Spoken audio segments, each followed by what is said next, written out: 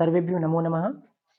आज हम लोग अधिगम के विषय में पढ़ने वाले हैं। तो सबसे पहले अधिगम किसे कहते हैं, अधिगम का मतलब क्या है, तो वो हम जानेंगे। अधिगम का देखिए यहाँ पे सब लिखा हुआ है। अधिगम का शाब्दिक अर्थ है सीखना, लर्निंग। इंग्लिश में हम अधिगम को बोलते हैं लर्निंग। व्यवहार में वांछित परिवर्तन ही अधिगम है। अधिगम ऐसी प्रक्रिया है जिसके द्वारा क्रिया प्रारंभ होती है। पुस्तक में अधिगम प्रक्रिया में चालक, लक्ष्य और लक्ष्य के अवरोधक होना आवश्यक। तो एक परिभाषा में बताऊं आपको, सामान्य रूप से अधिगम किसे कहते हैं। तो हम कुछ भी चीज सीखते हैं, हमारे व्यवहार में किसी भी चीज को सीखने के बाद जो स्थायी रूप से परिवर्तन आता है, उसी को हम अधिगम कहते हैं। मतलब आपने आज कुछ नया चीज सीखा, आप आज मान लीजिए आप अधिगम के ही इस टॉपिक के बारे में पढ़ेंगे, और उसके बाद आगे कोई भी चीज अगर कहीं पे भी इसकी जरूरत पड़ती है तो आपको तुरंत याद आएगा कि हाँ, मैंने अधिगम के बारे में पढ़ा है। आप उसको पहले पढ़े हुए जानते हैं, उसके कारण जो भी आपके व्यवहार में कुछ भी परिवर्तन आ रहा है, अधिगम के विषय की, कोई भी विषय के बारे में टॉपिक, किसी भी चीज को आप पढ़ते हैं, किसी भी चीज को आप देखते हैं, किसी भी चीज को समझते हैं, उसके बाद फिर जो भी आपके व्यवहार में स्थायी परिवर्तन आ रहा है, वो ही अधिगम है। कुछ परिभाषाएं हम यहाँ पे, अधिगम का मतलब वैसे सीखना, मतलब लर्निंग है, अधिगम ये सब समान ही है।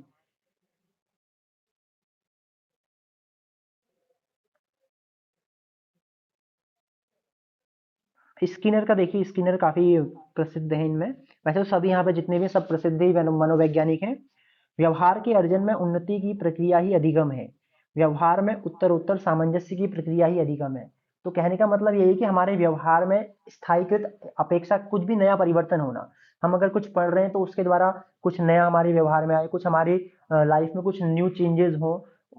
और आप बीएड करेंगे, बीएड के बाद कुछ परिवर्तन आपकी लाइफ में आएगा। अभी शास्त्री आप बीए कर रहे हैं तो कुछ परिवर्तन मतलब कोई भी क्रिया करके हम कुछ सीख रहे हैं। अभी पढ़ रहे हैं, खाना खा रहे हैं, बना रहे हैं, लिख रहे हैं, खेल रहे हैं, कुछ भी हम क्रिया कर रहे हैं तो कुछ ना कुछ हम वहां पे सीखते ही हैं। जितना भी सीखना है ना, ये सब अधिगम के अंदर ही आता है। टोटल जो भी, चाहे हम कैसे ही सीखें, वो घर में सीखें, बाहर सीखें, औपचारिक अनौपचारिक किसी भी प्रकार से सीखें, तो सब कुछ हमारी जितनी हैबिट्स हैं और जो भी हमारा एटीट्यूड है, एप्टीट्यूड जो भी हमारा है, अभिवृत्तियां जितनी हैं, ये सब अधिगम के अंतर्गत आता है। यहाँ पे काफी परिभाषाएं हैं, तो एक दो हम देखेंगे। बाकी मेन जो अधिगम का अर्थ है वो मैंने आपको बता दिया है। व्यवहार देखिए, व्यक्ति में परिवर्तन ही अधिगम है, जो वातावरण में परिवर्तन के अनुसरण में होता है। तो हमारा ये अधिगम में भी कुछ कारक होते हैं, अभी सब आगे आएगा।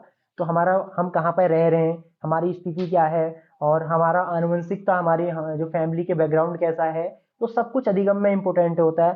फैमिली के अनुसार आपने देखा होगा कि किसी के फैमिली में अगर म्यूजिक उसके फादर जानते हैं तो बच्चे भी ऑटोमेटिक उनको भी म्यूजिक आ जाता है, उनको सीखना नहीं पड़ता है।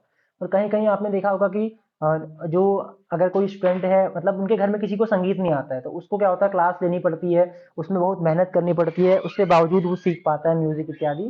तो यही क्या है, अधिगम है, अधिगम की एक प्रक्रिया है। तो टोटल कुछ भी अगर हम सीखते हैं, उसके द्वारा हमारे व्यवहार में परिवर्तन होता है, या फिर कुछ भी हम हमारे में नई, एक नई चीजें हमारे अंदर, अगर किसी भी चीज का ग्रोथ होती है तो वो सब अधिगम के अंतर्गत आता है। इसको हम इंग्लिश में लर्निंग बोलते हैं, अधिगम लर्निंग। तो आपके लिए बस इतना जानना जरूरी है कि अधिगम किसे कहते हैं। तो व्यवहार में स्थायी रूप से परिवर्तन होना या कुछ नया चीज जानना, ये सभी अधिगम है। तो इनमें से सभी जितनी परिभाषाएं वैसे सब इंपॉर्टेंट हैं। अधिगम ज्ञान, आदत, मूल्यों, कौशल, चिंतन, तर्क, समस्या समाधान, कल्याण में सहायक है। तो सभी चीज में अधिगम की इंपॉर्टेंट होती है। मतलब हम कुछ भी सीखेंगे तो सभी चीज में इंपॉर्टेंट होगा। तो सब अधिगम के परिणाम भी लिखे हुए हैं। इससे व्यवहार हमारे में सुधार होता है हमारे, और शिक्षण अधिगम के लक्ष्यों की प्राप्ति होती है, वृद्धि हमारी होती है, विकास होता है। तो ये सब चीज अधिगम है। तो ज्यादा विस्तृत हम नहीं जाएंगे। इसके बाद आगे ये है अधिगम किसे कहते हैं। ठीक है, अब आगे हम इसके बाद बढ़ते हैं। अधिगम की प्रकृति थोड़ा देख लेते हैं। अधिगम क्या है, जीवन पर्यंत चलने वाली प्रक्रिया है। ये है एक कंटिन्यूअस प्रोसेस है, मतलब हमेशा चलेगी। आप, ऐसा तो है नहीं कि केवल आज ही सीख रहे हैं, आप आज सीख रहे हैं तो कल भी सीखेंगे, जहां भी जाएंगे कुछ ना कुछ सीखेंगे ही। तो ये लाइफ लॉन्ग चलने वाली एक प्रक्रिया है, हमेशा चलती रहेगी ये। अधिगम में परिवर्तन है, ये चेंज है, ये मैं आपको बताया था। और सार्वभौमिक प्रक्रिया है, ये प्रत्येक जगह होगा, जहां पे भी हम जाएंगे हर जगह होगा। अधिगम व्यक्तिगत एवं सामाजिक दोनों है। ये व्यक्तिगत मतलब हर किसी की, जो हमारे अंदर जो भी पावर होती है वो हर किसी के अंदर अलग अलग होती है, हर किसी की सीखने की क्षमता अलग होती है। कोई किसी चीज को जल्दी समझ जाता है तो कोई उसी को समझने में देर करता है। तो ये व्यक्तिगत भी होता है और सामाजिक भी होता है। सकारात्मक और नकारात्मक सभी प्रकार से हो सकता है। तो ये अधिगम की कुछ प्रकृतियां हैं, विशेषताएं हैं, और भी काफी दी हैं इसमें। तो ज़्यादा पढ़ने की ज़रूरत नहीं है उतनी। आगे हम पढ़ लेते हैं अधिगम के सिद्धांत, जो कहाँ से क्वेश्चन पूछता है। धारणा, परिपक्वता, अधिगम। हाँ, यहाँ पे देखिए थोड़ा अधिगम के बारे में। वातावरण पर आधारित है, नियोजित प्रक्रिया है, निरंतर चलने वाली है, अभ्यास आवश्यक है। तो ये सब उतना ज़्यादा आपको जानने की जरूरत नहीं, बस ये बहुत डीपली है। बस जो जितना मैंने आपको बताया बीएड एंट्रेंस के लिए केवल उतना ही इंपॉर्टेंट है, अधिगम किसे कहते हैं। बाकी वंशानुक्रम क्या है, ये हल्का इस वर्ड को मैं आपको बता देता हूँ। परिपक्वता, परिपक्वता कहते हैं जब हम लोग 20 से 25 साल के हो जाते हैं ना, सब कुछ हमें पता चल जाता है कि कौन सी क्रिया कैसे करनी है, कहाँ पे कैसे रहना है। एक जो मतलब विकास, हमारा जो हेल्थ, हमारा जो शरीर होता है, उसमें डेवलपमेंट, उसमें विकास होने का जो टाइमिंग रहता है वो कब तक, आपने देखा होगा लगभग 20 या 22, लगभग 23 साल तक हमारा विकास होता है। उसके बाद फिर विकास होना कम हो जाता है। तो जब तक मानव का विकास होता है उसके तब तक उसके अंदर परिपक्वता नहीं होती है। जैसे ही विकास उसका हो जाएगा तो परिपक्वता उसके अंतर्गत आ जाती है। तो ये मैच्योरिटी इसको हम बोलते हैं। 20 से 25 तक हमारे जो हमारा शरीर है वहाँ पर उसमें परिपक्वता हो जाती है।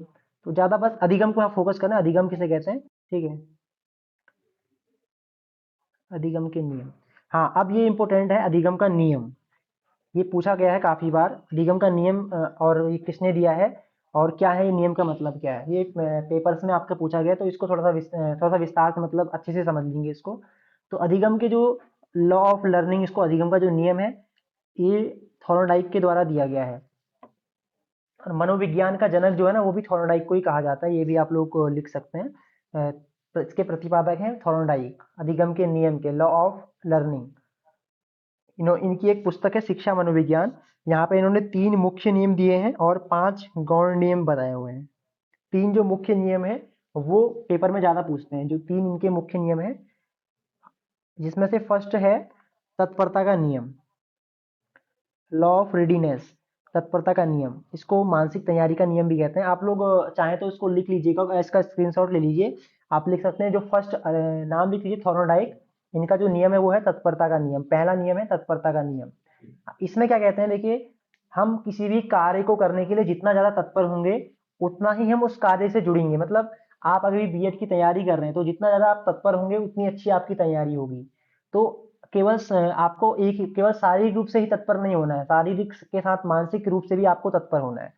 तो इसी को हम मतलब किसी भी चीज को करने के लिए हम हमारे अंदर आत्मविश्वास जितना ज्यादा होगा, हम जितना ज्यादा तत्पर होंगे, ये इसमें बताया गया तत्परता के नियम में। किसी कार्य को करने के लिए यदि शारीरिक एवं मानसिक रूप से तैयार है तो उसे करना सीख जाते हैं। वुडवर्थ ने इसे मानसिक तैयारी का नियम भी कहा है। तो मेन यहाँ से यहाँ तक है, तत्परता का नियम किसे कहते हैं, किसी भी कार्य को करने के लिए अगर हम शारीरिक व मानसिक रूप से तैयार हैं तो हम उस कार्य को करना सीख जाएंगे। ये तत्परता का नियम के अंदर बताया जाता है। तो पहला आप लिख लीजिए, आपके लिए बस इतना इंपॉर्टेंट है।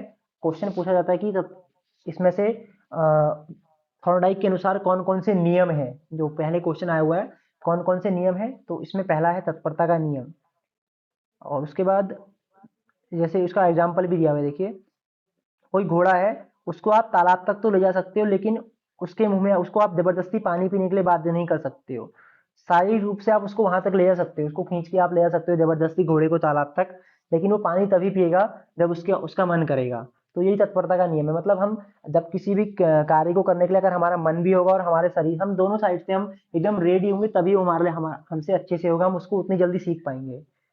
इस नियम का उपयोग बालक में रुचि उत्पन्न करने इत्यादि के लिए होता है। तो बस आपको यहाँ पे इंपॉर्टेंट आपको क्या जानना है, सबसे पहले आप फर्स्ट नियम, जो 3 नियम अधिगम के मुख्य नियम है 3, जिसमें पहला है तत्परता का नियम, फर्स्ट है तत्परता का नियम, ठीक है। उसके बाद दूसरा नियम है अभ्यास का नियम, सेकंड जो है अभ्यास का नियम। आप लोग लिख सकते हैं, पहला तत्परता का नियम, दूसरा अभ्यास का नियम। अभ्यास का नियम में क्या है, किसी भी चीज के लिए हम जितना ज्यादा अभ्यास करेंगे उसको उतनी जल्दी हम सीखेंगे।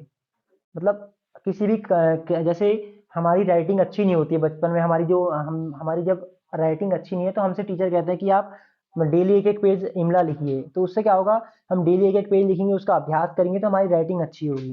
तो अभ्यास का नियम है कि जितना ज्यादा अभ्यास करेंगे उसको उतनी जल्दी सीखेंगे। किसी भी, मान लीजिए कोई एक किताब है आपके पास, उस किताब को 20 बार पढ़ना है आपको, ना कि 20 किताबों को एक एक बार पढ़िए। कहने का मतलब है, एक ही चीज को कीजिए लेकिन उसको बार बार कीजिए। अभ्यास आपको क्या करना है, एक पुस्तक में विश्वास कीजिए, उसी को लगातार पढ़िए, उसी को 20 बार पढ़िए, तो आपका पूरा टॉपिक तैयार हो जाएगा। अब 20 अलग अलग पुस्तकों को आप एक एक बार पढ़ेंगे, 20 पुस्तकों को अलग अलग को पढ़ेंगे, तो उससे क्या होगा, आप भ्रम में हो जाएंगे, भ्रमित हो जाएंगे और ना ही आपका कुछ तैयार होगा। तो जानना आपको क्या है, देखिए पहला नियम है तत्परता का नियम, दूसरा है अभ्यास का नियम, और तीसरा है प्रभाव का नियम। यहाँ पे बहुत सारे नाम लिखे हैं इसके, आपको बस तत्परता, अभ्यास और प्रभाव, ये तीन मुख्य नियम है। प्रभाव के नियम में क्या होता है, प्रभाव का परिणाम है संतोष का नियम इसको कहा जाता है, और भी इसके उपनाम यहाँ पे दिए हुए हैं।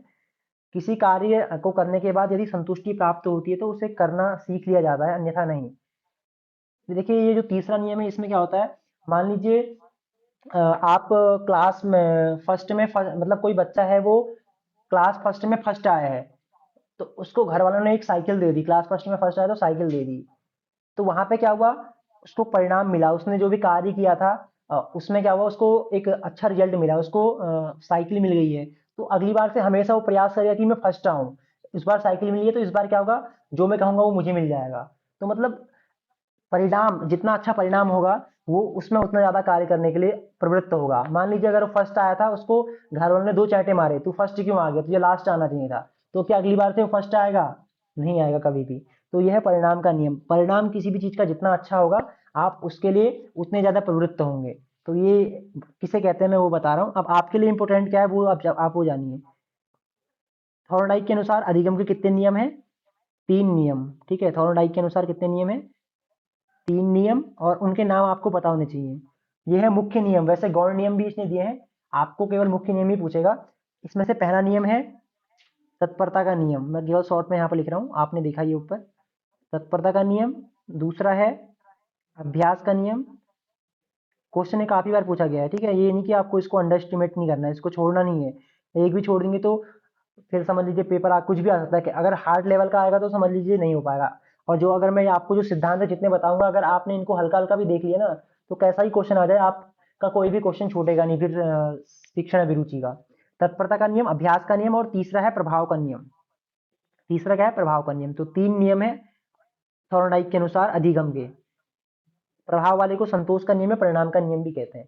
तो ये मेरे हिसाब से सभी का क्लियर हो गया होगा। आपको जितना क्या जानना है, थॉर्नडाइक के अनुसार अधिगम के तीन नियम है, जिसमें पहला है तत्परता का नियम, दूसरा है अभ्यास का नियम, और तीसरा है प्रभाव का नियम। तो तत्परता में कि हम किसी भी कार्य को जितना ज्यादा तत्पर रहेंगे वो उतने अच्छे से होगा, दो शादी को मानसिक रूप से हमें तत्पर होना है। अभ्यास के नियम में बताया जाता है कि हम जितना ज्यादा अभ्यास करेंगे उसको उतनी जल्दी सीखेंगे। प्रभाव के नियम में कि अगर परिणाम अच्छा होगा तो हमेशा हम उस कार्य को करने के लिए अधिक प्रवृत्त होंगे। तो ये तीन नियम है थॉर्नडाइक के, ये सभी लोग समझ गए हैं। अगर कोई कंफ्यूजन है तो पूछ सकते हैं आप लोग, ये तीन नियम में इसको लिख लीजिए। थॉर्नडाइक के मुख्य नियम जो है तीन है, तत्परता का नियम, अभ्यास का नियम और प्रभाव का नियम। प्रभाव के नियम को परिणाम का नियम भी कहा जाता है, वैसे बहुत सारे नाम है, बस मेन नाम यही है, मैं जो तीन आपको बताया हूँ। इतना ही बीएड एंट्रेंस के लिए इंपॉर्टेंट है, बाकी जितना इस बुक में लिखा हुआ है ना, अगर आप बुक से पढ़ेंगे कंफ्यूज उसको पढ़ेंगे तो वो आप और भी इधर उधर हो जाएंगे, और ज्यादा ज्यादा मैटर मिलना भी फिर वो हो जाता है ना, समस्या का कारण हो जाता है। आप ना उस कुछ समझ पाएंगे और अंदर घुस जाएंगे अंदर, ये जब आगे सीटेट की तैयारी करेंगे तब के लिए आपके लिए इंपॉर्टेंट होगा। तो अभी के लिए केवल इतना जानना है। इसमें कोई समस्या है तो आप मैसेज कर दीजिए, या फिर अभी आप माइक से ऑन करके भी पूछ सकते हैं। ये तीन नियम आपको आपने लिख ली ना सभी ने, नहीं तो स्क्रीनशॉट आप इसका ले लीजिएगा, बाद में लिख लीजिएगा। ओके, ठीक है। तो चलिए आगे बढ़ते हैं, अब आगे जो कुछ इम्पोर्टेंट जो है ये एक। हाँ बताइए, तत्परता को एक बार और बता दीजिए, ठीक है, तत्परता को बता देते हैं। तत्परता में देखिए क्या होता है ना, किसी भी कार्य को करने के लिए हम जितना ज्यादा तत्पर होंगे वह कार्य उतने अच्छे से होगा, उस कार्य में हमारा उतना उतनी जल्दी हमें उससे प्रभाव, हमारी लाइफ में उसका प्रभाव पड़ेगा। कहने का मतलब था, आप किसी भी पशु को, मान लीजिए घोड़ा है, घोड़े को तालाब तक तो ले जा सकते हैं लेकिन पानी उसको नहीं पिला सकते हैं जब तक उसका मन नहीं होगा। वो शारीरिक शारीरिक रूप से तो आप उसको तालाब तक खींच खींच के लेके जा रहे हैं, लेकिन पानी वह तभी पिएगा जब उसका मन होगा, जब वह मानसिक रूप से तैयार होगा। तो आप, मेन कहने का मतलब है ना, जो देखिए अधिगम के नियम क्यों दिए गए हैं, कि हम जो पढ़ाई कर रहे हैं वहां पर हमें इन नियमों का प्रयोग करना चाहिए। आपको, ये हम सभी के लिए नियम दिया हुआ है, थॉर्नडाइक ने जो नियम दिए हैं ना, ये हमें हमारे लिए ही ये नियम दिए हुए हैं। हमें, हम अभी आप लोग तैयारी कर रहे हैं तो आप लोग पूर्ण तत्पर होके, आप लोग तत्पर होकर तैयारी करेंगे, आप शारीरिक रूप से मानसिक रूप से, आपका मेन एक ही लक्ष्य होना चाहिए कि मुझे बीएड निकालना है। तो आप तत्पर रहेंगे तो क्या होगा, आपको आगे आपका लक्ष्य, मतलब पहले आपने तैयारी करनी है, तो तैयारी में आप तत्पर रहेंगे। दूसरा, अभ्यास अभ्यास जितना भी आप पढ़ रहे हैं उसको केवल एक ही बार नहीं पढ़ना है। आज आपने कुछ, मान लीजिए मैं आपको आज ये अधिगम के नियम बता रहा हूँ, आपने उसको लिख लिया है, तो उसको फिर छोड़ नहीं देना है, उसका रिवीजन भी करना है। जितना ज्यादा आप रिवीजन करेंगे उतना आपके माइंड में वो लॉन्ग टाइम तक एक मेमोरी के रूप में सेव रहेगा। तो दूसरा है अभ्यास का नियम। आपने देखिए तत्परता में क्या किया, पहले आपने क्रिया की है, दूसरे में उस क्रिया का अभ्यास कर रहे हैं, तीसरा फिर आपको प्रभाव, तीसरा क्या होगा, आपका एंट्रेंस निकल जाएगा, आपको बीएड एंट्रेंस, आप बीएड में आपका एडमिशन हो जाएगा। तो ये प्रभाव का नियम, जब आपका एडमिशन हो जाएगा यानी कि परिणाम जब आपको उसका मिलेगा, तो ये प्रभाव का नियम का मतलब है कि परिणाम मिलना, उसका प्रभाव क्या हो रहा है, जो आपने कार्य किया है, आप जिसके लिए तत्पर थे, आपने जितना जिसके लिए अभ्यास किया था, उसका प्रभाव क्या हुआ आपकी लाइफ में। तो यही थॉर्नडाइक बताना चाहते हैं, ये जो अधिगम का नियम है। तो ये 3 नियम इनके मुख्य थे। आप सभी को समझ में आ गया होगा मेरे हिसाब से। नहीं तो एक काम कीजिएगा, बाद में भी आप वीडियो से दोबारा, अभी वीडियो मैं यहाँ पे रिकॉर्ड कर रहा हूँ, मैं यूट्यूब में इसको अपलोड कर दूंगा, तो वहां से आप देख लीजिएगा। हाँ देखिए, पाठ्यक्रम के अंतर्गत सौरभ जी का क्वेश्चन है यूट्यूब चैनल में, हाँ इसको अपलोड कर देंगे। पाठ्यक्रम के अंतर्गत है या नहीं, हाँ ये अधिगम आपका टॉपिक लगा हुआ है देखिए पाठ्यक्रम में, तो उसके अंतर्गत सब कुछ है।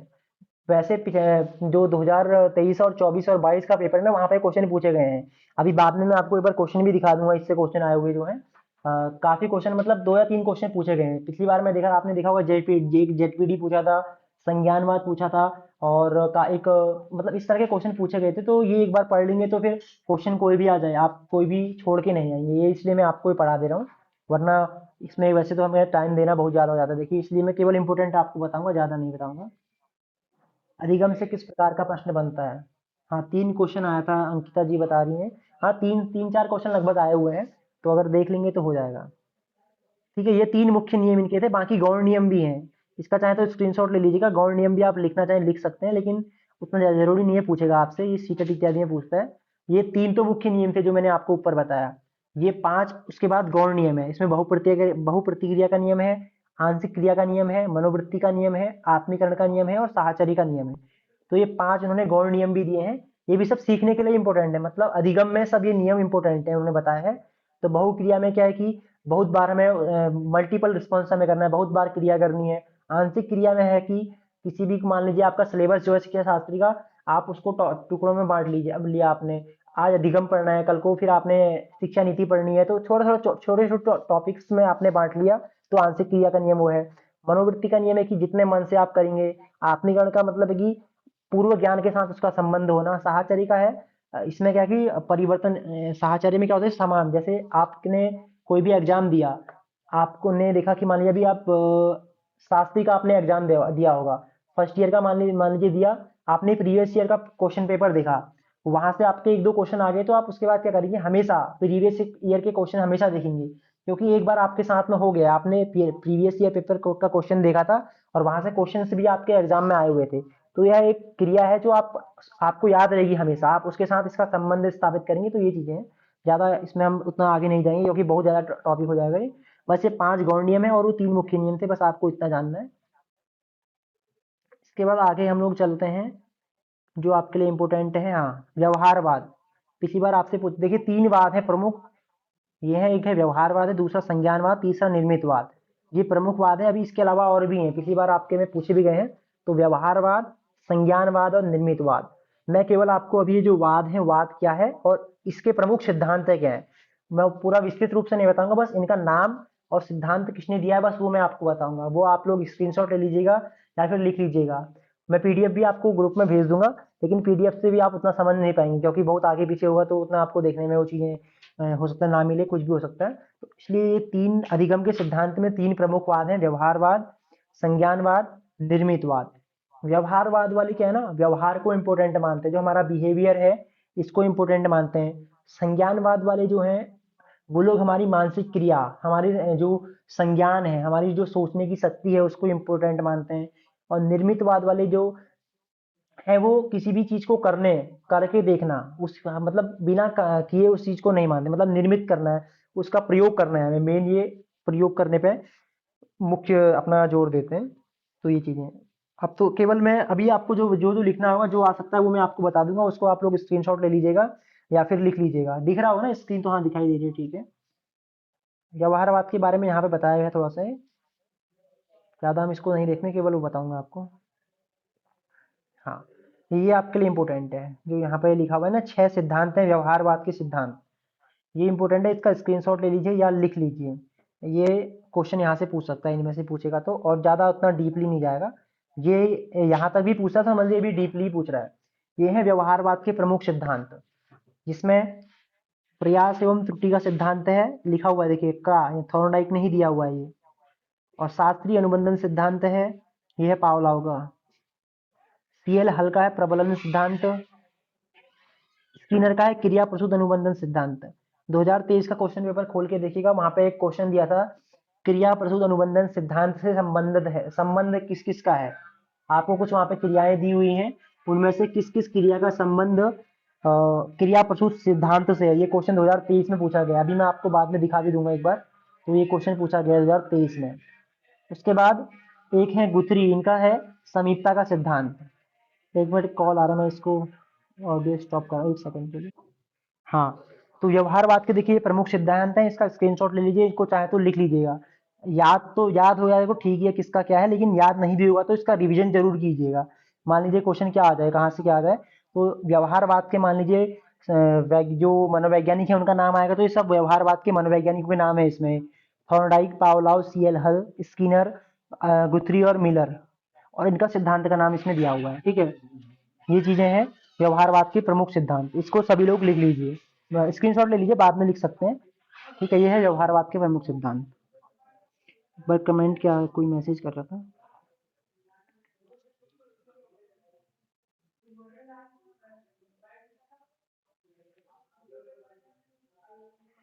ठीक है, बिल्कुल आप कीजिए, तैयारी कीजिए सौम्य रंजन जी। तो ये सभी ने स्क्रीनशॉट इसका ले लिया होगा ना।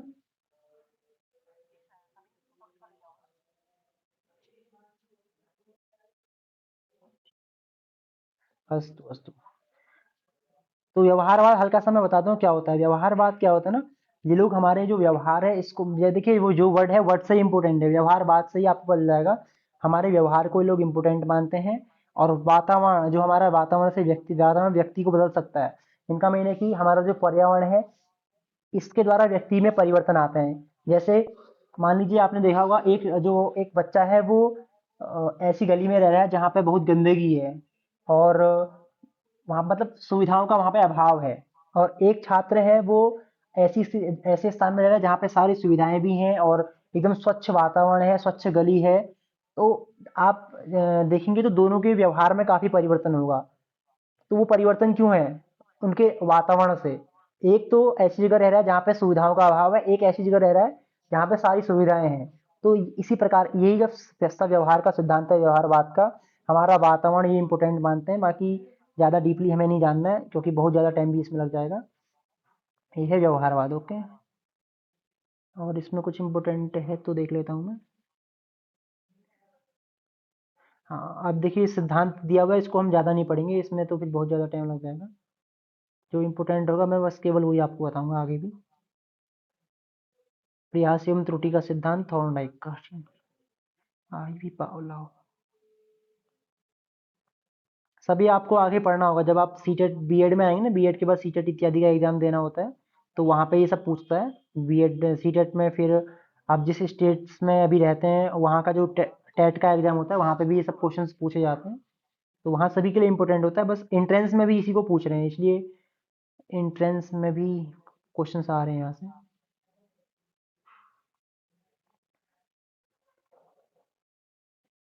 आगे क्या इम्पोर्टेंट है इसमें, तो ये ठीक है। अब हम चलते हैं नीचे, आगे जो है ना, हमने अभी देखा था व्यवहारवाद, संज्ञानवाद में अब चलते हैं। हम संज्ञानवाद के प्रमुख सिद्धांतों को देख लेते हैं, उनका स्क्रीनशॉट आप ले लीजिएगा। संज्ञानवाद आ गया सर। हाँ देखिए, ये है संज्ञानवाद के प्रमुख सिद्धांत। पहले सिद्धांत संज्ञानवाद किसे कहते हैं, देखिए संज्ञानवाद वाले जो होते हैं ना, वो हमारे मानसिक चीजों को इम्पोर्टेंट इम्पोर्टेंस देते हैं। देखिए यहाँ पे लिखा हुआ भी है व्यवहारवाद क्या है और संज्ञानवाद क्या है। ये हमारा व्यवहार, अनुभव, अभ्यास, उद्दीपक, अनुक्रिया, पुनर्बलन इत्यादि को इम्पोर्टेंट मान रहे हैं। और ये हमारी संवेदना, समस्या समाधान, सूचना, आत्मानुभूति, ये सब चीज़ को इम्पोर्टेंट मानते हैं। तो ज़्यादा आपको उतना नहीं पढ़ना है, केवल व्यवहारवाद के सिद्धांत क्या है और संज्ञानवाद की क्या सिद्धांत है वो आपको जानना है। तो व्यवहारवाद के आपने लिख स्क्रीनशॉट ले लिया होगा। अब यहाँ से इसका भी स्क्रीनशॉट ले लीजिए।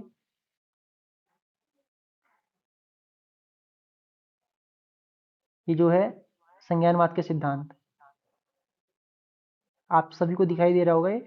इसमें सबसे पहले लिखा हुआ पियाजे का संज्ञानात्मक विकास का सिद्धांत। इनका जो है पियाजे हैं बहुत ही महत्वपूर्ण मनोवैज्ञानिक हैं। आगे जाके वेरी वेरी इंपॉर्टेंट आपके लिए रहेंगे। अभी बीएड में तो पूछ भी सकता है, नहीं भी, तो इसलिए केवल मैं आपको बता दे रहा हूँ। मान लीजिए क्वेश्चन आ गया तो कर लेंगे, नहीं भी आ सकता, आ भी सकता है।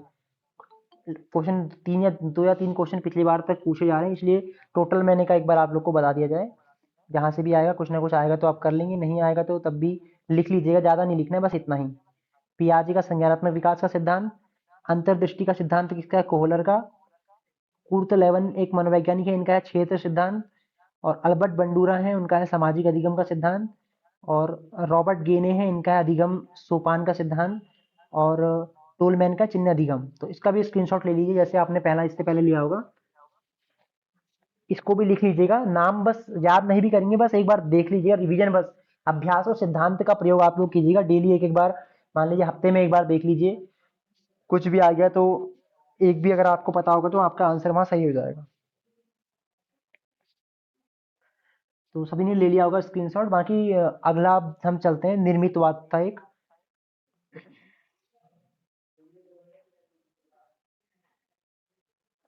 वैसे इसमें कुछ शब्द भी इंपॉर्टेंट हैं, एक बार हम इनको भी देख लेते हैं अभी। अब आज नहीं, इसको मैं बाद में बताऊंगा आपको, क्योंकि ज़्यादा हो जाएगा वरना।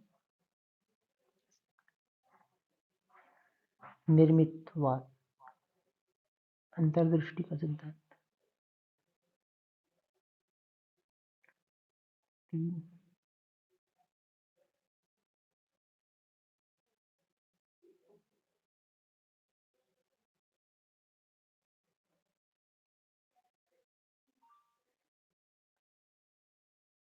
हाँ, निर्मितवाद देखिए अब आपका आ चुका है यहाँ पे।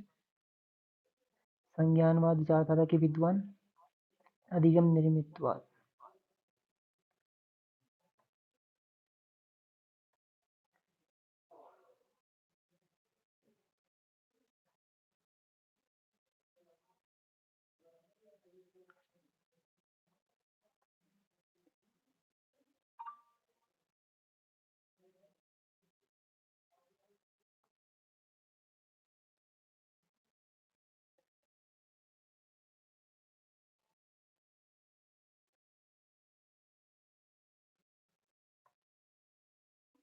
अधिगम का जो टॉपिक है ना, बहुत बड़ा टॉपिक है, इसलिए थोड़ा सा इसमें समझने में भी टाइम लगता है इसको।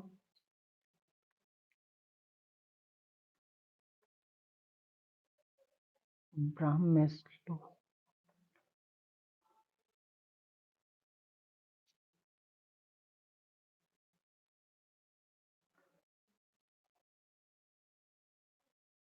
क्षेत्रीय सिद्धांत इसका था 5th नंबर, 6th और 7th।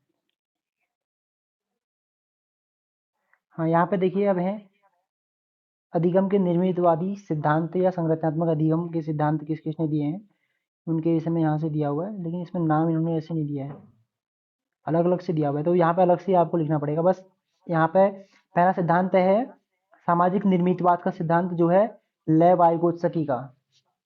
बस ये नाम और सिद्धांत का नाम है, सामाजिक निर्मितवाद का सिद्धांत, जिसके प्रतिपादक हैं लेव वाइगोत्स्की। जो पिछली बार आपका क्वेश्चन आया था जेडपीडी का ना, जोन ऑफ प्रॉक्सिमल डेवलपमेंट, वो भी इनके सिद्धांत से संबंधित क्वेश्चन था। जेडपीडी का क्वेश्चन 2024 के क्वेश्चन पेपर में आपने अगर देखा होगा तो अभी उसको सॉल्व भी मैं आगे नहीं किया था, मैंने नहीं कराया हुआ है, तो वो आपको मैं आगे करा दूंगा समय के अनुसार। तो ये देखिए, इसको ले, इसका स्क्रीनशॉट ले लीजिए, इसको लिख लीजिए। ये है निर्मितवाद के पहले मनोवैज्ञानिक लेव वाइगोत्स्की। इनका सिद्धांत का नाम है सामाजिक निर्मितवाद का सिद्धांत। ये हमारा जो देखिए जेडपीडी आपका क्वेश्चन था वही यहाँ पे दिया हुआ है। समीपस्थ विकास का क्षेत्र, इसको मैं आपको खाली जगह में समझाता हूँ।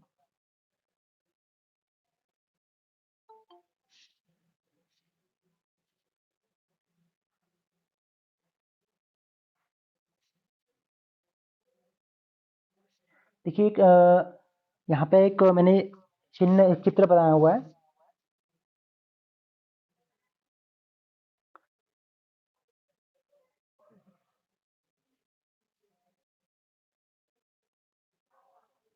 ये है संभावित।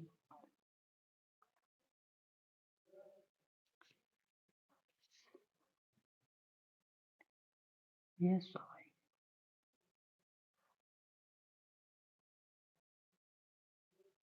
जो लेव वाइगोत्स्की हैं, उन्होंने विकास के 3 स्तर बताए हुए हैं, जिसमें से पहला है स्वाभाविक स्तर। स्वाभाविक स्तर का मतलब है, आपको अंदर दिखाई दे रहा होगा एक स्क्वायर जो है, स्वाभाविक में मतलब है इतना जो ज्ञान है ना, इतना ज्ञान हमको पहले खुद से होता है, इतना हम खुद से पढ़ के समझ जाते हैं। जो ज्ञान है, मान लीजिए कि हमें कुछ पढ़ना है, कुछ सीखना है, इतना चीज़ें तो हमें खुद से पता चल जाता है, इतना हम खुद से पढ़ सकते हैं। जो स्वाभाविक, इतना मतलब इसमें हमें किसी की भी सहायता नहीं चाहिए, हम खुद से अपने बल पर इतना हम पढ़ सकते हैं। इसलिए इसको बोलते हैं स्वाभाविक विकास। यहाँ तक ये है, इतना जो है ना, ये स्वाभाविक विकास कहलाता है। इसके बाद आगे, फिर जो आगे का एक जो पहला सर्कल बना हुआ है, यहाँ पे बोलते हैं जोन ऑफ प्रॉक्सिमल डेवलपमेंट, समीपस्थ विकास का क्षेत्र इसको बोला जाता है, समीपस्थ विकास का क्षेत्र। यहाँ अब जो जेड पीढ़ी है, यहाँ तक पहुँचने के लिए हमें किसी अदर अन्य व्यक्ति की जरूरत पड़ती है, जो हमसे ज़्यादा जानकार हो। वो पढ़ाई में भी हो सकता है, किसी भी चीज़ में भी। मान लीजिए कोई आप काम सीख रहे हैं, तो उस काम का वो आपसे ज़्यादा जानकार होना चाहिए। आप पढ़ रहे हैं तो पढ़ाई में आपसे ज़्यादा जानकार होना चाहिए।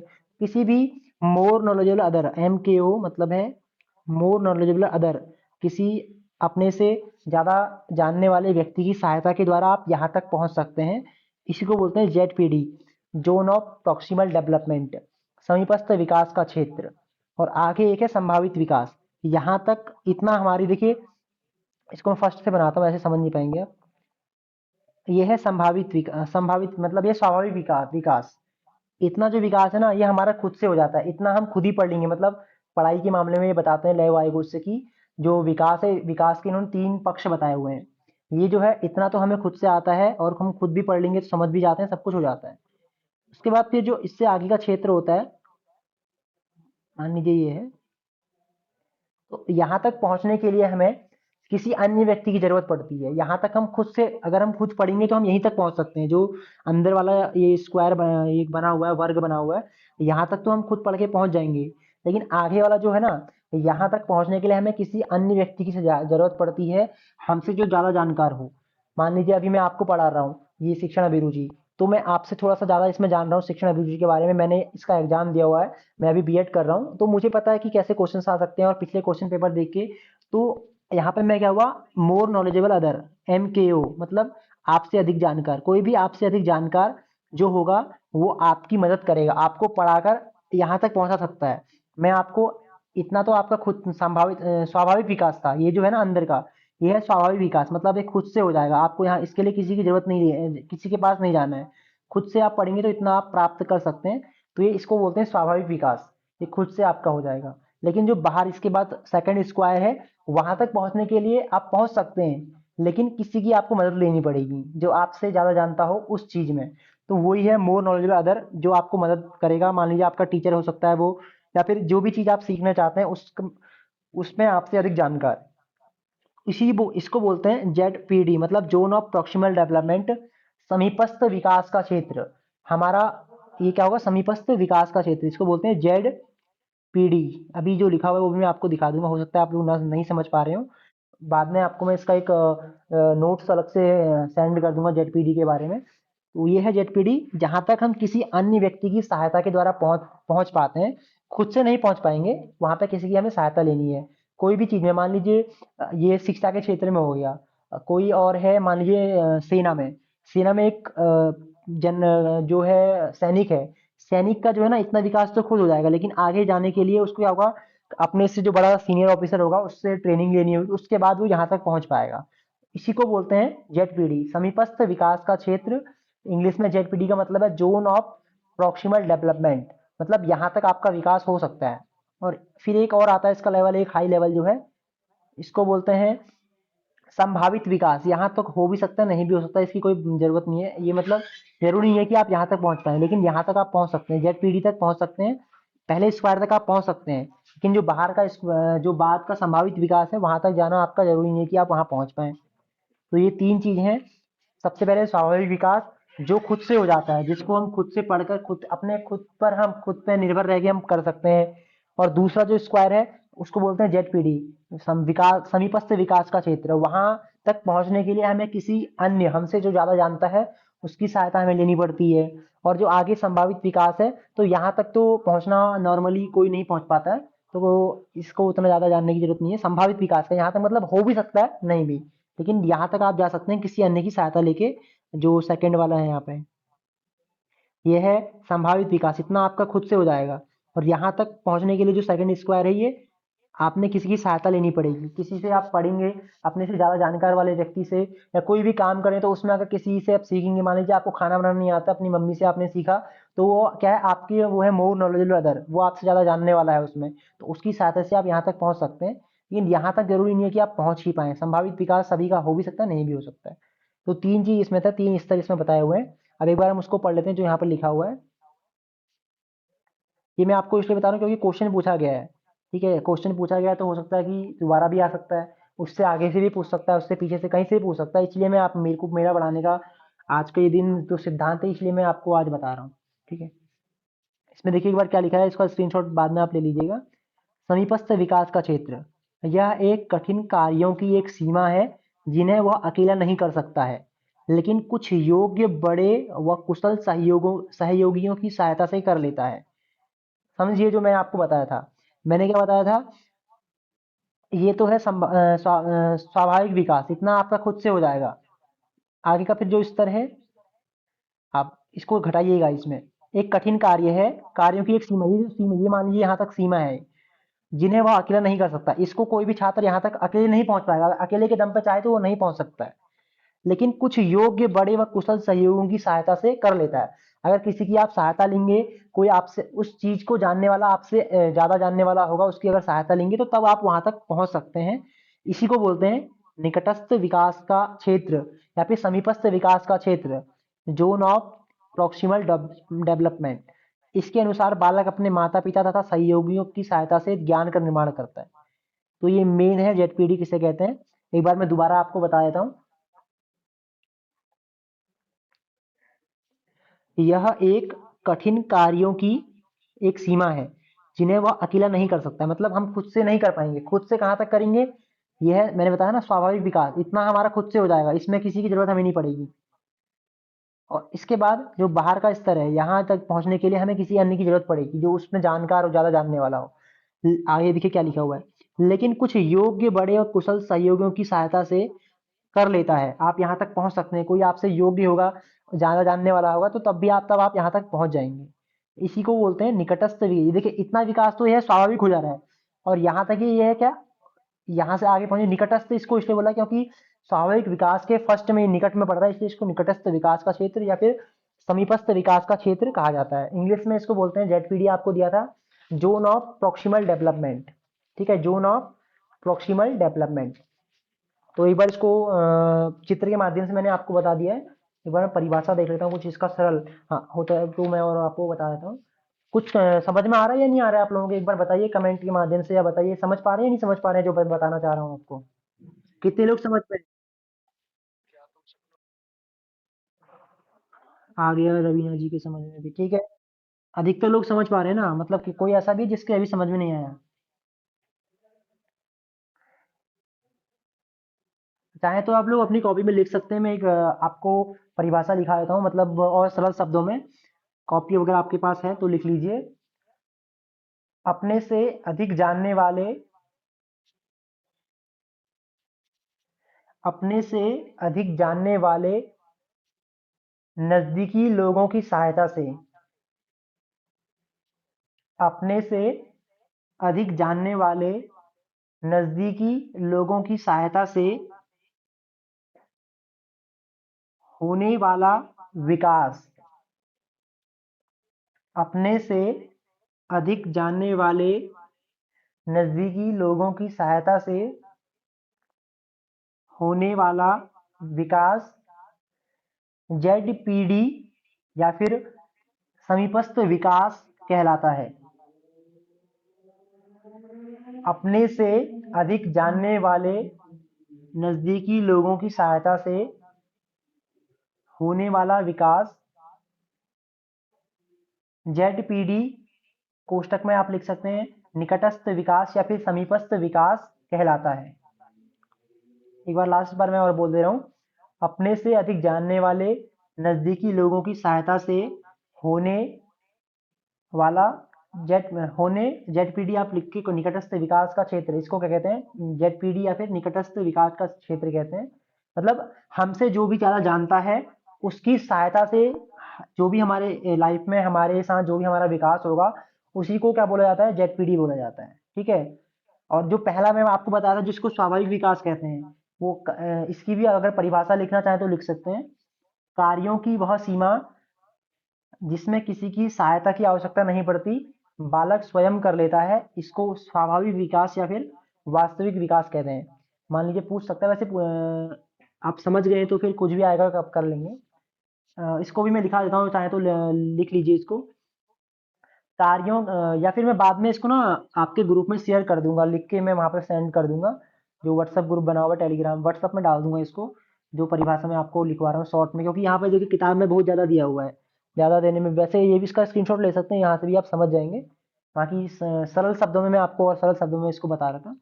जो देखिए स्वाभाविक विकास जो होता है ना उसको बोलते हैं कार्यों की वह सीमा जिसमें किसी की सहायता की आवश्यकता नहीं पड़ती है।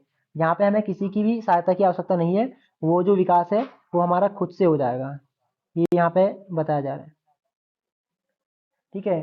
तो ये इतना समझ गए ना सभी लोग, किसी का कोई कंफ्यूजन, कोई कहीं क्वेश्चन अगर है तो कमेंट कर दीजिए, या फिर आप ऑडियो से भी बता सकते हैं, कोई दिक्कत नहीं है। ठीक है, सभी लोग समझ गए हैं इसका मतलब। तो ये था जेड ठीक है, जो पिछली बार ये क्वेश्चन पेपर में आया था। अस्तु। और एक शब्द और है, स्कैप फोल्डिंग, अभी शायद यहाँ पे आगे दिया हो सकता है, उसको भी मैं देख लेता हूँ है या नहीं दिया है। देखिए मोर नॉलेजेबल अदर में अभी आपको बता रहा था, हाँ दिया है। देखिए स्कैप फोल्डिंग भी क्या पता पूछ ले इस बार, पिछली बार वो पूछा पूछा हुआ है तो इस बार ये पूछ ले। मोर नॉलेजेबल अदर किसे कहते हैं?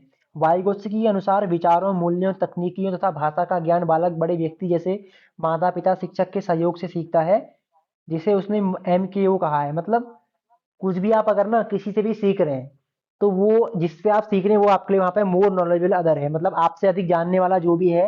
आप कुछ भी सीख रहे हैं, केवल पढ़ाई से संबंध नहीं है उसका, कहीं भी कुछ भी आप सीख रहे हैं अगर वो आपसे ज्यादा जानता है तो उसी को हम लोग मोर नॉलेजेबल अदर, मोर मतलब आपसे अधिक जानने वाला, MKO क्वेश्चन मान लीजिए पूछ सकता है, क्योंकि जेडपीडी पूछा है तो कुछ भी आगे पीछे का पूछ सकता है। क्वेश्चन पेपर का लेवल हार्ड होगा, देखिए कुछ भी हो सकता है, मैं इसकी भविष्यवाणी तो अभी नहीं कर सकता हूँ। अब आप अगर पढ़े रहेंगे जो ये चीजें अगर अच्छे से, देखिए इतना अगर आप पढ़ लेंगे ना तो हार्ड भी होगा तब भी आप कर देंगे, सरल होगा तो फिर आराम से कर देंगे, कोई टेंशन ही नहीं है। MK और जेडपीडी,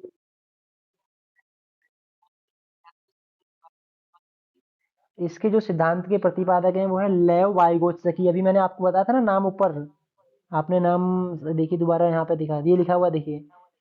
प्रतिपादक है इस सिद्धांत के लय वाइगोत्स्की, और इस सिद्धांत का नाम है सामाजिक निर्मितवाद का सिद्धांत, और सामाजिक सांस्कृतिक सिद्धांत भी इसको बोलते हैं, और सामाजिक निर्मितवाद का भी सोशल कंस्ट्रक्टिविस्ट थ्योरी।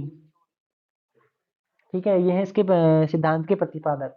और इसमें एक चीज और इम्पोर्टेंट है, लेकिन वो बहुत ज्यादा डीपली हो जाएगा, मान लीजिए नहीं भी पूछ सकता है, पूछ भी सकता है।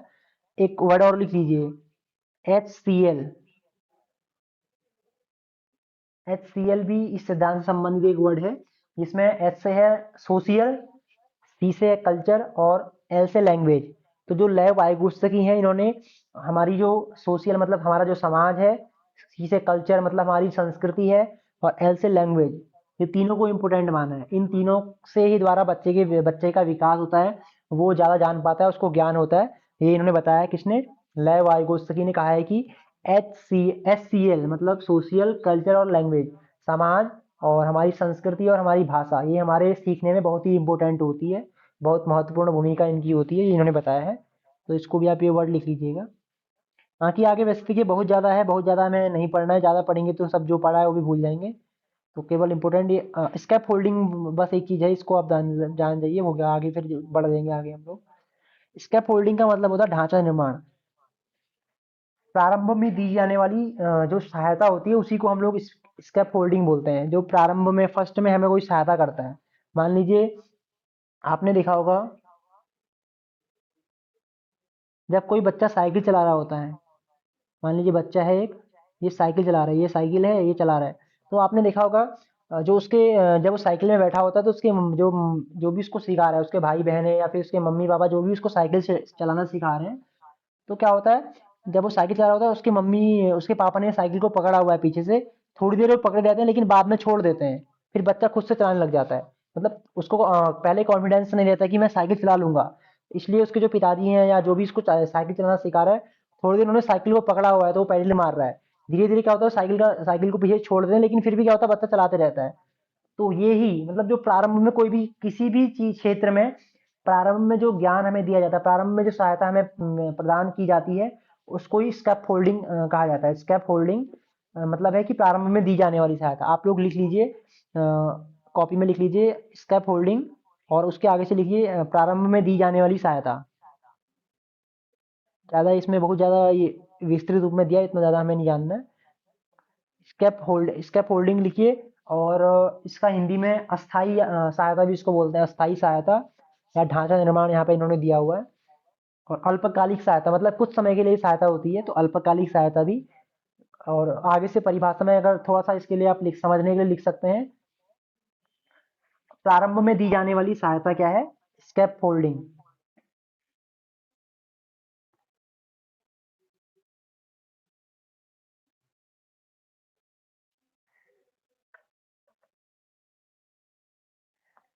ठीक है, तो ये स्कैप होल्डिंग है प्रारंभ में दी जाने वाली सहायता, तो ये इतना ही, इसमें ज़्यादा ज़्यादा जानने की जरूरत नहीं है। बाकी देखिए भाषा वगैरह बहुत विस्तृत हो जाएगा, ज़्यादा हमें जानना नहीं है इसमें। इतना जो बताना था वो आप समझ गए होंगे।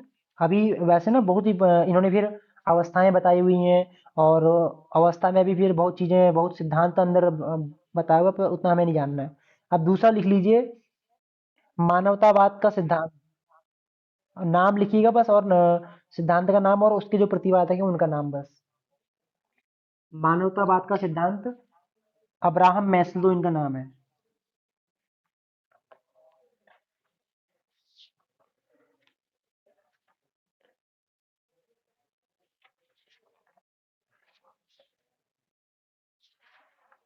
अब्राहम मैस्लो, जो सिद्धांत है वो है मानवतावाद का सिद्धांत। ठीक है, इसको बोलते हैं मानवतावाद का सिद्धांत, और नाम लिखिए अब्राहम मैस्लो के द्वारा दिया गया है बस। अब ज्यादा इतना विस्तृत नहीं पढ़ेंगे, इसका स्क्रीनशॉट ले लीजिएगा। और आगे मान एक दो सिद्धांत और है, बाकी ज्यादा नहीं है इसमें फिर। और अभी एक दिन हमें पुनर्वलन के बारे में पढ़ना होगा। पुनर्वलन किसे कहते हैं, वही पूछता है क्वेश्चन। हाँ, बात ज्यादा नहीं है, बस एक ही था यहाँ पे, शायद एक दो एक आध और हो सकते होंगे, तो नहीं, तो नहीं होंगे ज्यादा। एक और दिया हुआ है लेकिन ये इंपॉर्टेंट उतना नहीं है, अनुभवजन्य अधिगम सिद्धांत कार्ल रोजर्स का है। ये उतना इंपॉर्टेंट नहीं है, उतना ही मैं देखा नहीं उसको पूछा हुआ। लिख लीजिए, इंपॉर्टेंट उतना नहीं है। स्क्रीनशॉट ले लीजिए या लिख लीजिएगा। तो यहाँ पे मात्र दो ही सिद्धांत हैं इसमें, जो है निर्मितवाद के सिद्धांत हैं। बाकी जो इम्पोर्टेंट सिद्धांत थे ऊपर वाले, सबके नाम आप कॉपी में लिख लीजिएगा, और एक एक बार डेली का उनको रिवीजन कीजिएगा। छोड़ना नहीं है, रिवीजन अवश्य कीजिएगा। देखिए अभ्यास का सिद्धांत मैं आज आपको बताया हूँ, तत्परता का नियम, अभ्यास का नियम, और तीसरा था प्रभाव का नियम। वो तीनों नियमों को आप यूज कीजिए, तो आराम से बीएड, देखिए ज़्यादा बड़ा बड़ा एग्जाम नहीं है, टेंशन लेने की कोई बात नहीं है। ठीक है, ये जो बीएड का एंट्रेंस है, हल्का बस थोड़ा सा आपने पढ़ लेना है। तीन जो टॉपिक्स हैं, साहित्य, व्याकरण इत्यादि आप पढ़ लेंगे। शिक्षण अभिरुचि से थोड़ा आगे पीछे हो जाता है, तो वो चीज़ें मैं आपका कंप्लीट करा दे रहा हूँ यहाँ पे। समय मेरे पास भी काफ़ी कम है, मैं भी अल्प समय में ये चीज़ें, वरना देखिए पीपीटी में बना लेता है इसकी, लेकिन टाइम नहीं होने के कारण ये यहीं से करना पड़ रहा है, थोड़ा देखना पड़ रहा है। तो आज इतना ही हम करते हैं, ज़्यादा आगे हम नहीं जाएंगे। ये अब यहाँ से क्वेश्चन है, ये सब सीटेट के क्वेश्चन है, देखिए दिख रहे हैं आपको, यहाँ दिख रहे होंगे। CTET second level 2012। तो ये सब आप आगे आपको बीएड में आके देना होगा, सीटेट इत्यादि। टीचिंग के लिए एक एंट्रेंस एग्जाम होता है ये भी। तो एक बार मैं सार रूप में और बता देता हूँ आपको कि हमने आज क्या क्या जाना था, और आपने लिख भी लिया होगा, वहीं फर्स्ट में चल देते हैं। उसके बाद फिर आपके क्वेश्चंस अगर कुछ हैं तो वो ले लेंगे, 2-5 मिनट में हो जाएगा ये सब कुछ। टाइम भी 10 बज गए। अभी अधिगम स्थानांतरण। हाँ, तो यहाँ पे हम किसी इस एरिया को ले लेते हैं। देखिए सबसे पहले हमने आज जाना था जो अधिगम के तीन, अधिगम किसे कहते हैं। सबसे पहले हमने क्या है ना, अधिगम किसे कहते हैं। तो व्यवहार में अपेक्षाकृत स्थायी परिवर्तन, व्यवहार में स्थायी परिवर्तन या फिर सीखना। अधिगम का मतलब है, सामान्य वर्ड है सीखना, सीखना ही अधिगम है। और अधिगम हमेशा चलते रहता है, ये है ना एक कंटिन्यूअस प्रोसेस है, हमेशा चलने वाली प्रक्रिया है, या एक विस्तृत प्रक्रिया है, मतलब हमेशा लाइफ लॉन्ग ही चलती है। कुछ भी हम सीखते हैं तो सब कुछ अधिगम के अंतर्गत आता है। अधिगम मतलब लर्निंग, कुछ भी अभी आप भी अधिगम कर रहे हैं, ये सब अधिगम ही है। और उसके बाद हमने जाना अधिगम के जो है नियम, 3 नियम, वो किसने दिए हैं? तो थॉर्नडाइक के द्वारा दिए गए थे। ज़्यादा मैं लिखूँगा थॉर्नडाइक। और उसमें कौन-कौन से थे? तो पहला था तत्परता का नियम, सेकंड था अभ्यास का नियम, और तीसरा था अ, हमारा परिणाम का नियम या प्रभाव का नियम। तो ये 3 नियम थे। 3 नियम क्या है वो भी मैंने आपको बताया। उसके बाद फिर हमने पढ़ा संज्ञानवाद के बारे में। संज्ञानवाद के मैंने आपको स्क्रीनशॉट मैंने आपको बोला था लेने के लिए, और नाम भी मैंने बताए थे। संज्ञानवाद के प्रमुख सिद्धांत, संज्ञानवाद निकाल दें, ठीक है यहीं पे होगा। हाँ, तो संज्ञान ये तो है व्यवहार, पहला था कि व्यवहारवाद था, दूसरा संज्ञानवाद, तीसरा निर्मितवाद। तो पहला व्यवहारवाद के देखिए, जिसने नहीं लिया दोबारा ले सकता है। यहाँ पे नाम दिए हुए व्यवहारवाद के सिद्धांत जो है, तो ये सब है व्यवहारवाद के 6 यहाँ पे दिए। वैसे और भी है, देखिए बहुत ज़्यादा सिद्धांत हैं, ये इंपॉर्टेंट है बस इसीलिए। इसमें भी देखिए ना, थॉर्नडाइक का, पावलोव का, स्किनर का, वेरी वेरी इंपॉर्टेंट ये तीनों। बाकी इतना नहीं, ये 3 वेरी इंपॉर्टेंट है, first, second and fourth. Skinner, Thorndike, Pavlov, very important है ये तीनों। व्यवहारवाद का जनक भी कहा जाता है इन्हीं को, स्किनर को, थॉर्नडाइक को। तो ये है व्यवहारवाद के सिद्धांत हमने पढ़ा। व्यवहारवाद का मतलब क्या है कि ये हमारा जो वातावरण को इम्पोर्टेंट मानते हैं, और हमारा जो व्यवहार है व्यवहार को ही इम्पोर्टेंट मानते हैं। देखिए यहाँ पे लिखा हुआ है, प्रमुख विशेषताएं क्या है, तो आप वातावरण पर बल देते हैं, उद्दीपक, अनुक्रिया इत्यादि। ये ज़्यादा विस्तृत है तो इसको मैं उतना नहीं बताऊंगा अभी आपको। तो वस्तुगत अध्ययन, वो तो मेन है, व्यवहार इंपॉर्टेंट ये मानते हैं। दूसरा था संज्ञानवाद। संज्ञानवाद आपने ले लिया होगा। संज्ञानवाद के जो सिद्धांत थे, वो लोग मानसिक क्रिया जो है ना, उसको इम्पोर्टेंट मानते हैं संज्ञानवाद वाले जितने भी हैं। तो ये है संज्ञानवाद के प्रमुख सिद्धांत। पियाजे का है इसमें अंतर, और कोहलर का है। इसमें से भी जो इम्पोर्टेंट है, पियाजे है फर्स्ट, और कोहलर भी इम्पोर्टेंट है। और अल्बर्ट बंडूरा, यहाँ पे खाली बंडूरा लिखा हुआ है, इनका नाम है अल्बर्ट बंडूरा पूरा। तो ये है जो भी है सब इम्पोर्टेंट इम्पोर्टेंट है ये लोग, ठीक है। ये सब लिख लीजिए। अब देखिए ना, इतना ये आपको बताया जा रहा है, ऐसा कोई भी क्वेश्चन आ जाए, कहीं से भी आ जाए, तो आपका कोई नहीं छूटेगा, इस तरह से आपका तैयार हो जाएगा। इसलिए ये जो सिद्धांत हैं, अभी एक चीज और बचा हुआ है जो मैं आज अभी नहीं कराया हूँ। उसमें आपको प्रकार्यवाद क्या है, मानवतावाद क्या है, वो पूरा नहीं पढ़ाऊंगा। बस मैं वो सिद्धांत जो मानवतावाद का है, वो किसने दिया है, क्योंकि मैंने क्वेश्चन देखा है, तो इसलिए मैं एक क्वेश्चन अगर पुराना देखा हुआ है तो वहां से कभी पूछ सकता है।